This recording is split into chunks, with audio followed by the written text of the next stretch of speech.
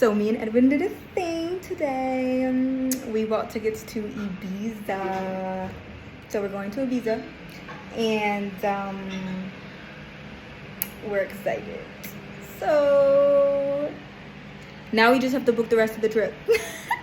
But see you in Ibiza. Our trip started in Ibiza, the party island. And no, I didn't take anything in Ibiza. Honestly, I'm not much of a clubbing type and it doesn't interest me much, but this doesn't mean that I don't know how to have a good time. We started in Ibiza because it was cheaper than going straight to Madrid or Barcelona. Also, my roommate wanted to experience the party side of Ibiza, so we agreed to start there. After traveling from Pisa to Ibiza, we finally made it to our hostel, my first hostel ever, and I was nervous to say the least. Growing up as an only child, I was not used to sharing a space with anyone. I didn't even live in a dorm in college because I knew I didn't like sharing my personal space with other people. And honestly, it was way too much money, but that's besides the point. This hostel was in Ibiza, so I knew people were going to be in late and not the cleanest bunch. But what I walked into just proved why I am not a hostel girly. And I knew this, but your girl was just trying to save money. There were clothes everywhere, the room smelled like feet, and the room was really small for 6 people. I instantly regretted agreeing to staying in hostels, and mind you, we had 2 more later in the trip. Anyways, enough about the negative parts about the hostel. There were some positives like the pool, other than the color, that was questionable. Interior designer talking, in the common area, which had a ping pong table, deck of cards, and a place to meet other people. Once we got settled in, we went to sleep and woke up for the next day to go to the beach. And it was hot. Almost 100 degrees out. The beach was pretty packed, so my roommate and I found a small corner to put our things down and get tan. I got a nice little tan that day, and I enjoyed floating in the water. After the beach, we went to the hostel for a bit, then walked back to the boardwalk to watch the fireworks.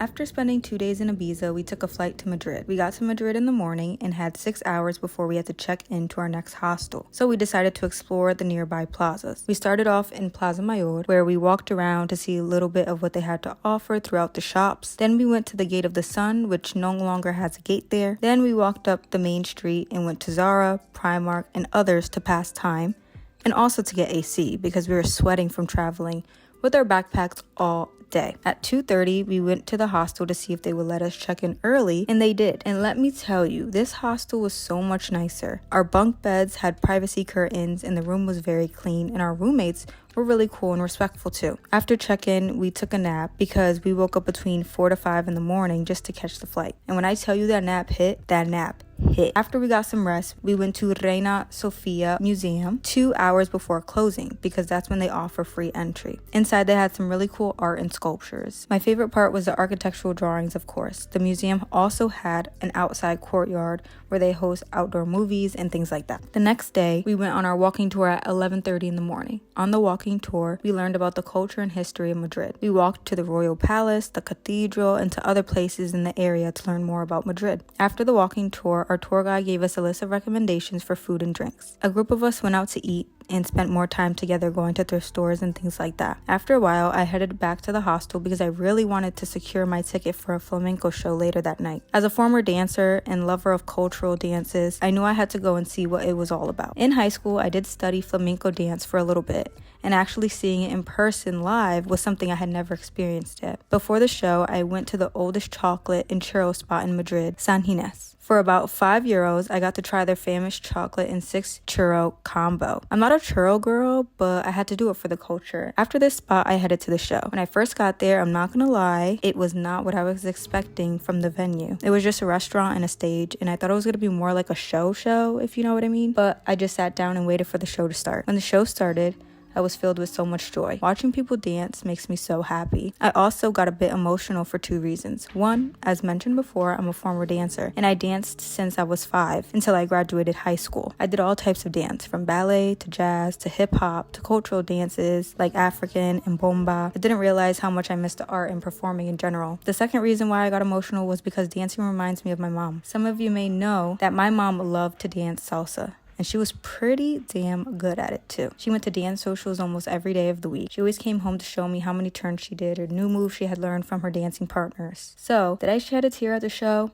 maybe a couple. The dancing was beautiful and emotional, and I was so happy I went. It's an experience I really would have liked to share with my mom, but I felt her there with me. After the show, I got some food from the San Miguel market and headed back to my hostel. The next day, we woke up and headed for the flea market. The flea market was huge. They were selling clothes, jewelry, tote bags, antiques, and so much more. There was something for everyone. After the market, we walked to the Toledo Gate, the Royal Palace to take pictures, the cathedral to see the inside, to Retiro Park, the Crystal Palace, the Royal Botanic Garden of Madrid, and I ended the day at the Prado Museum for the last 2 hours of closing, because it was free, of course.